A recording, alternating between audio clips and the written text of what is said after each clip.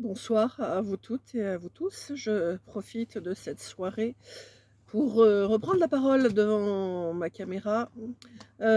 Excusez-moi pour l'éclairage, mais j'ai mon éclairage principal qui vient de griller, donc il faut que j'attende maintenant lundi pour trouver une ampoule. Mais comme je vais être prise par le temps, dans les prochaines heures et prochains jours, je préfère quand même enregistrer cette vidéo ce soir parce que le thème est quand même relativement important, hein, voilà, surtout en la circonstance et vu les événements, environnants, au niveau de la société, bien sûr. Donc le thème ce soir, c'est la paix.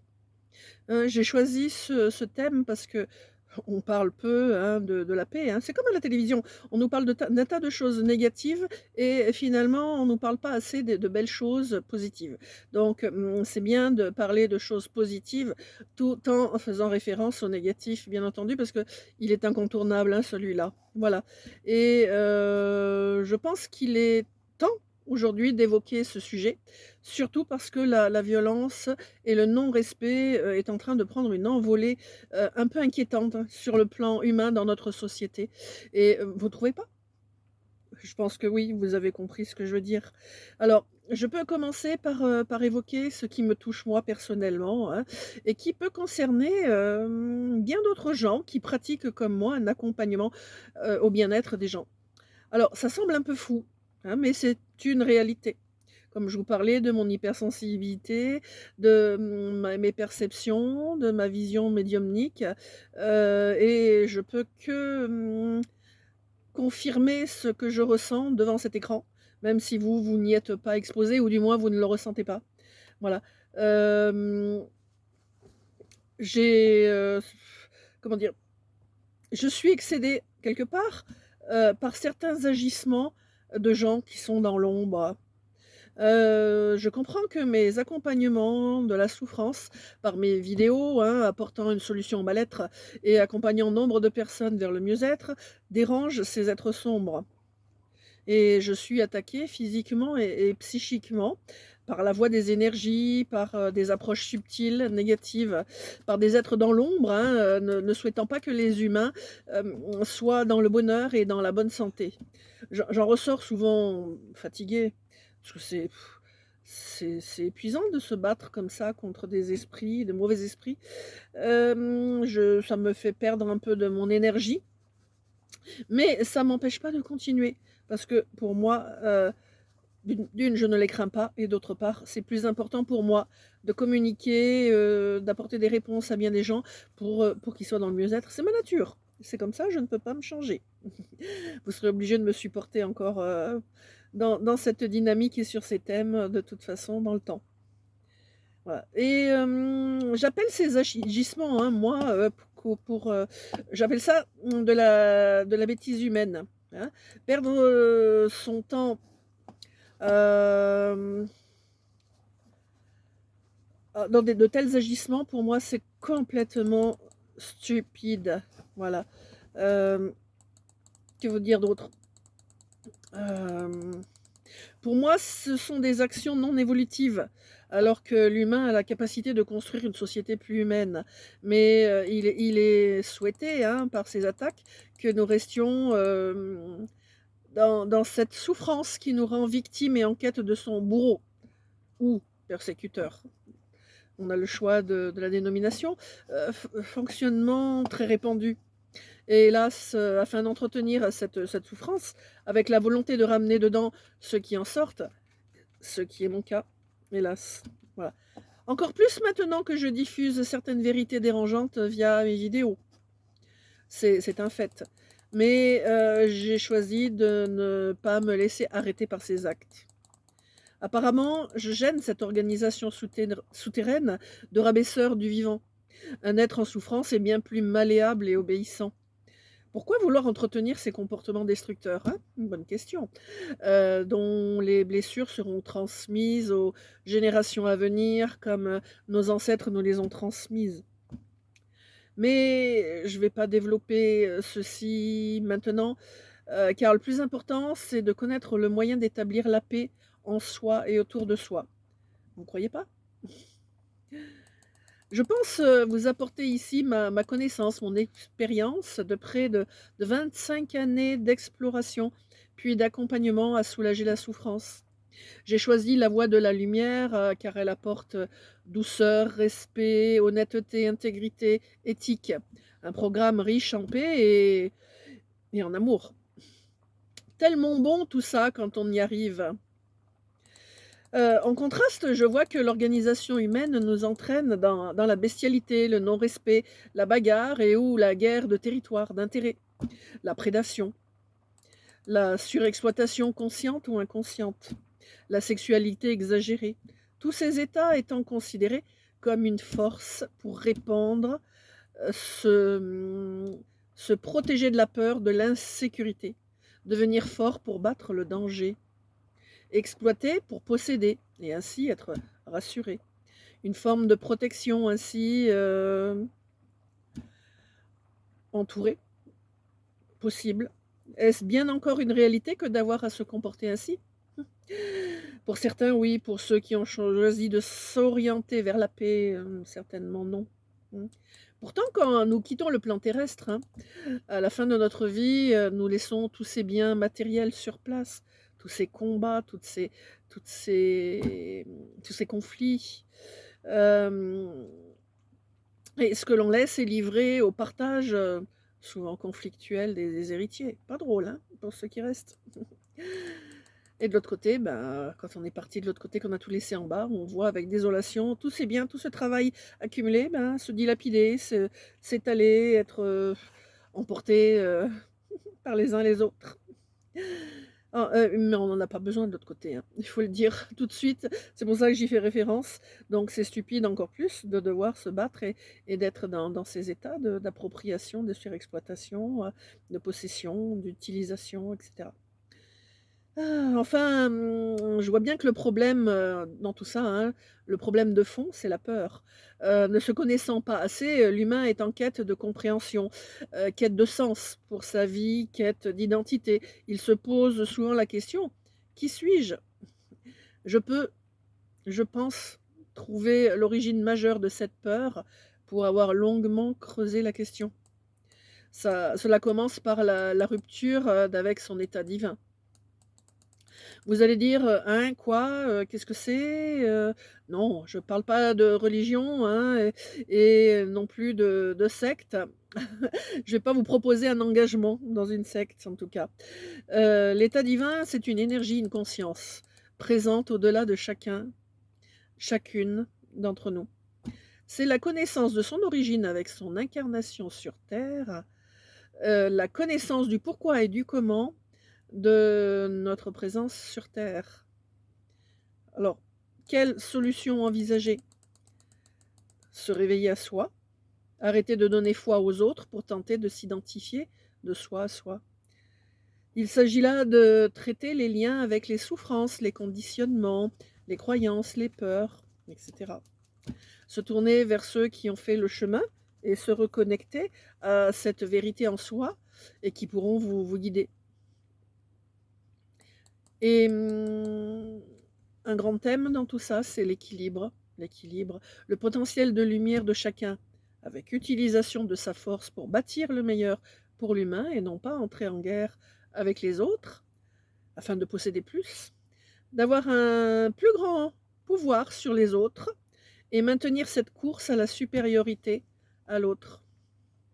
Guerre, rapport de force génèrent des souffrances et blessures profondes. Base de réaction de colère réactive, de vengeance, de construction de l'ego et de fabrication de karma. A contrario, bah, la douceur, les câlins, le respect, l'éthique et tout ça, eh ben, amène la joie de vivre et l'estime de soi. Elle s'en trouve bonifiée, cette estime de soi. J'ose être cet aspect de moi qui est resté endormi ou enfoui, car possédant ce potentiel. Sentez-vous cela comme potentiellement présent en vous?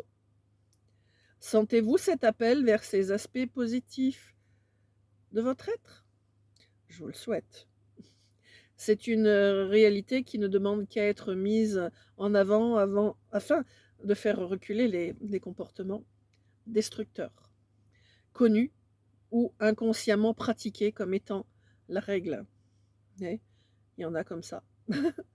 Voilà. Savez-vous que l'estime de soi bafouée en souffrance est la blessure qui apparaît chez tous? Elle est la plus répandue.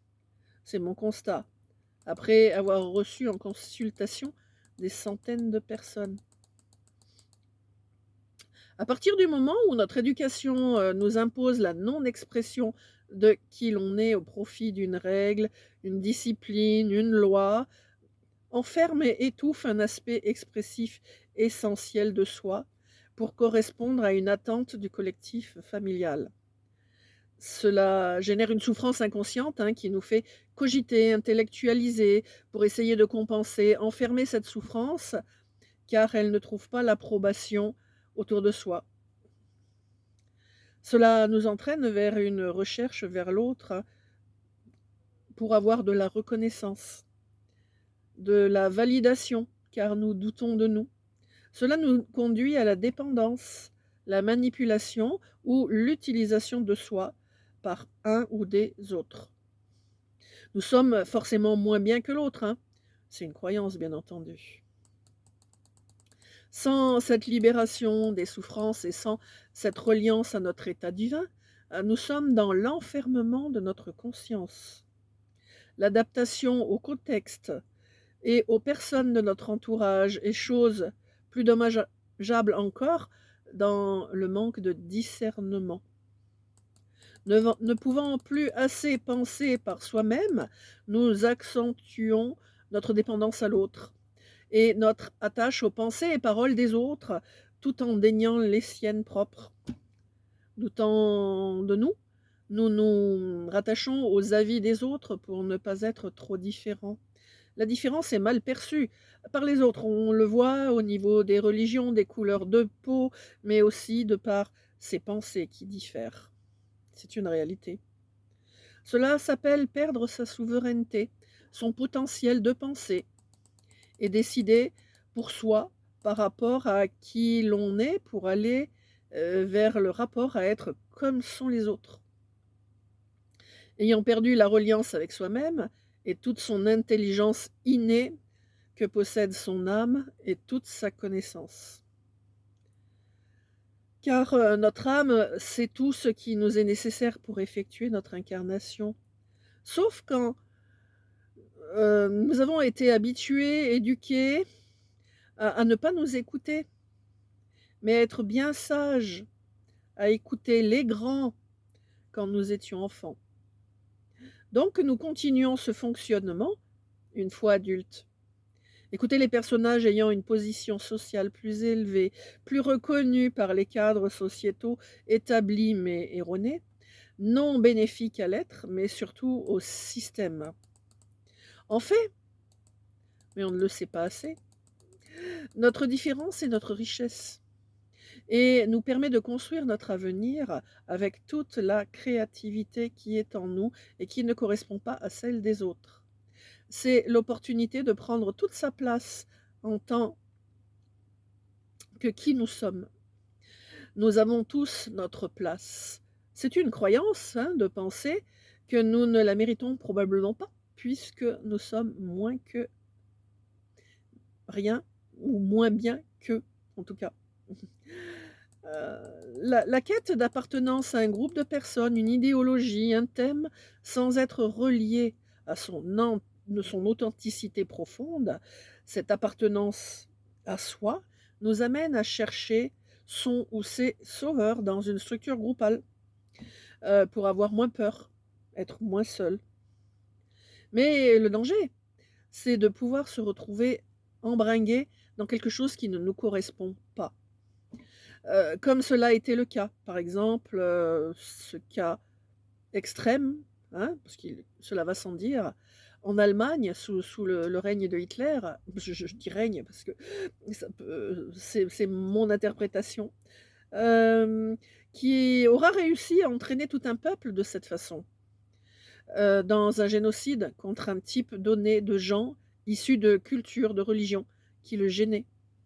Le culte de la pensée unique imposé par la violence.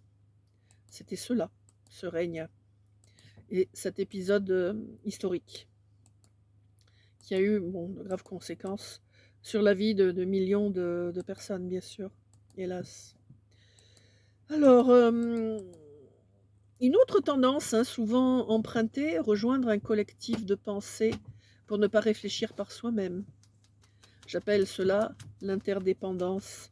Cela permet de ne pas trop réfléchir, de mettre en avant des pensées dogmatiques auxquelles vont adhérer un certain nombre de personnes. Cela permet de se sentir rassuré par le groupe, plus fort, plus dans une sécurité illusoire, mais cela va diminuer la pensée authentique. C'est le revers de la médaille. Cela va diminuer la réflexion intelligente de son être. Ainsi, plus besoin de réfléchir par soi-même, hein. C'est la facilité, c'est confortable. Mais c'est aussi une possible soumission à l'autoritarisme. Adhérer à une forme de pensée unique qui est l'opposé du potentiel de créativité unique de chacun. Le discernement crée une différenciation de la masse qui passe mal.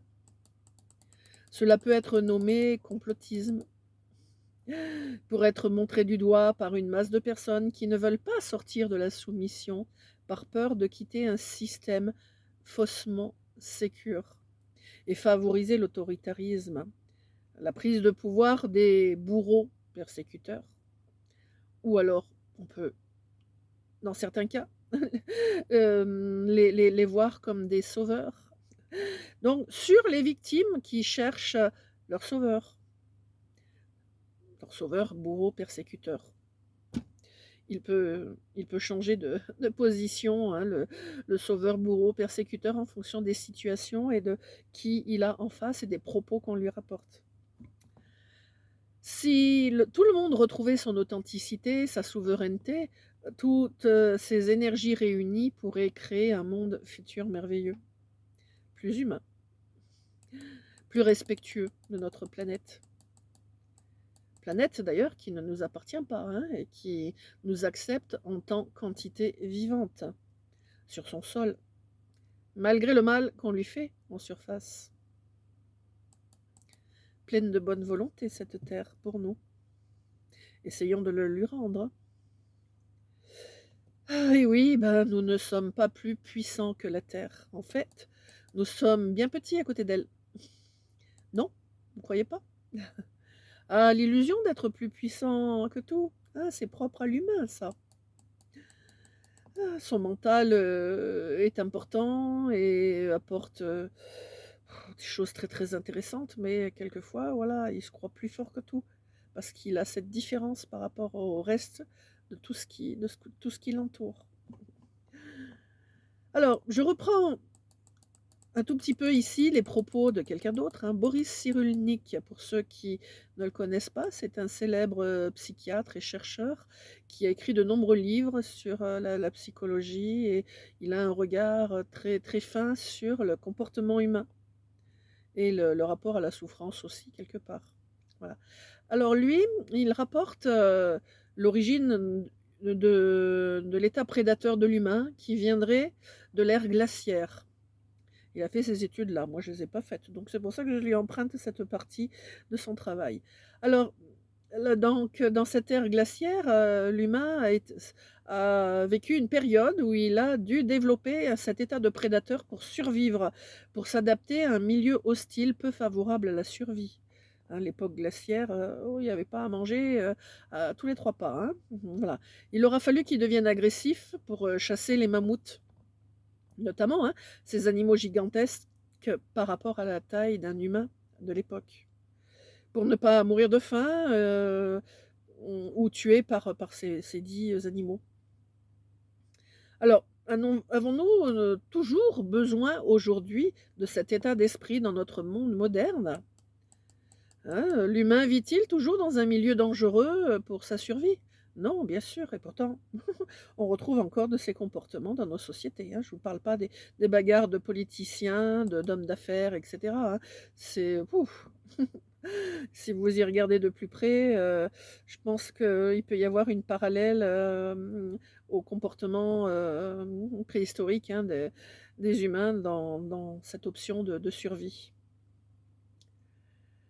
Alors ceux qui fonctionnent toujours ainsi, hein, ils sont restés un petit peu accrochés à de très vieux comportements, en fait, hein, largement dépassés aujourd'hui, plus du tout nécessaires et pourtant ça continue. Mmh.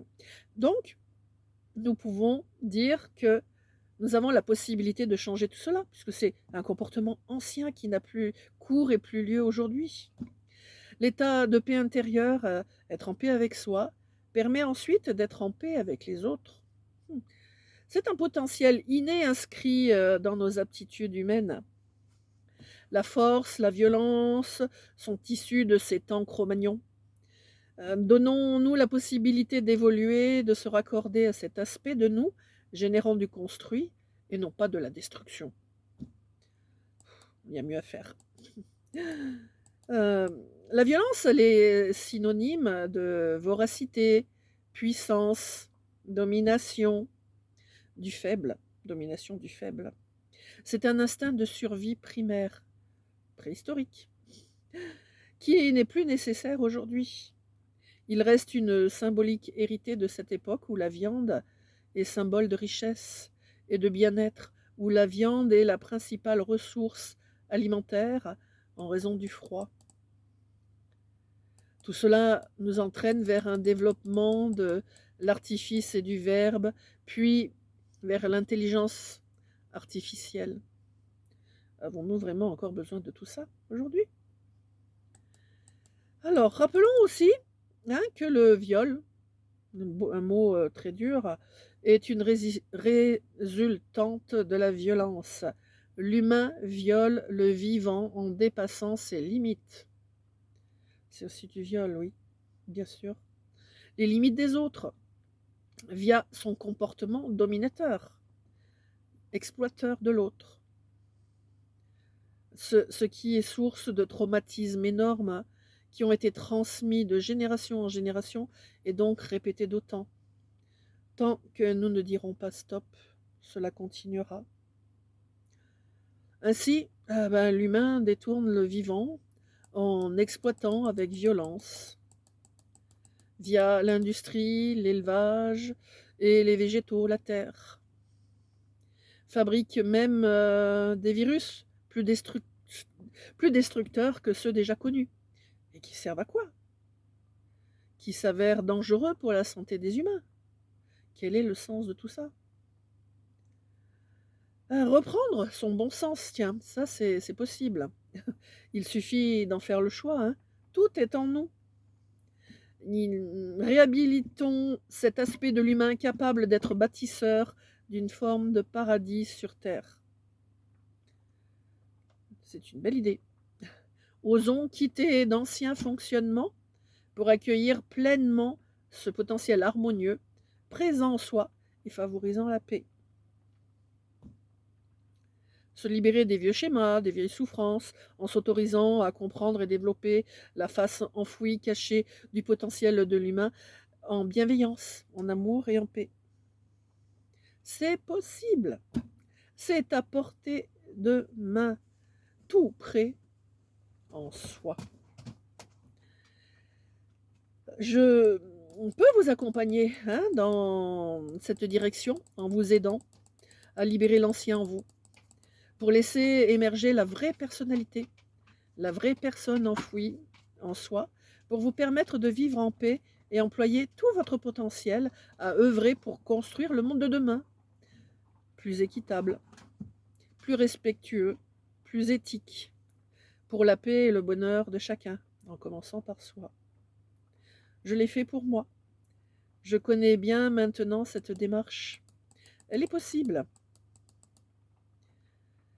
Ainsi, une personne après l'autre, car c'est une démarche individuelle, hein, en premier lieu, nous pourrons bâtir, grâce à cette transformation, un demain plus favorable à chacun pour vivre dans la douceur, le respect, honnêtement, avec intégrité et éthique.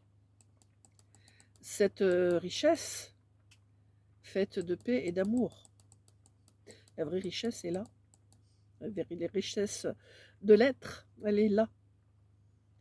Et je vous dirais pour, terminer, il n'y a plus qu'à, au travail, oser aller au-devant de vous-même, même si quelquefois, ça file un peu la pétoche comme on dit, hein, voilà.